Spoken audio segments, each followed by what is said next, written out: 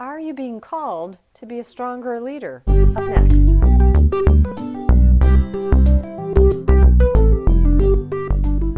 One of the first steps to creating a successful business venture is to bring a concept to a reality. And before you know it, you're creating momentum, you're bringing on new team members, and you've taken steps to becoming a powerful leader.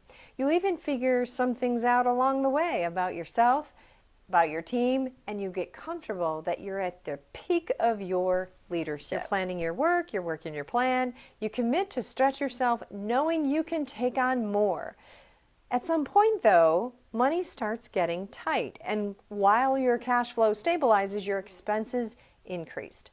You're starting to experience those growing pains. And stress levels, well, they're high.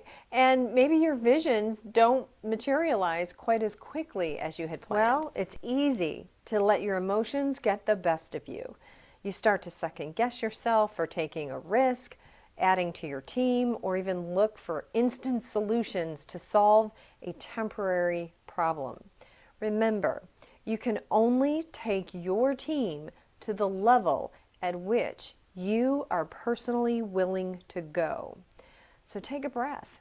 Remind yourself of the leader that you are and the leader that you are being called to be. It's in the moments of breakdowns that you are called to a stronger level of leadership. And the bigger the breakdown, the bigger leap you'll make in your leadership. In those moments, you have a choice to back down and go to what is comfortable or move ahead. You're being called to take on more than you've ever taken on. When you decide to make that big contribution in the world, it won't always be an easy path. Remember that you're being called to step into that contribution.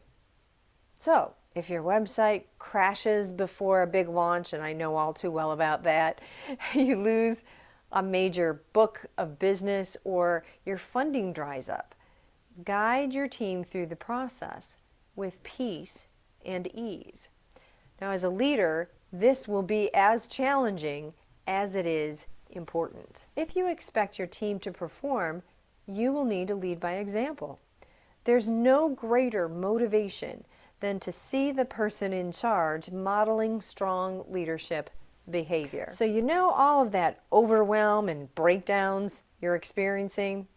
Well, you're just being called to be a stronger leader.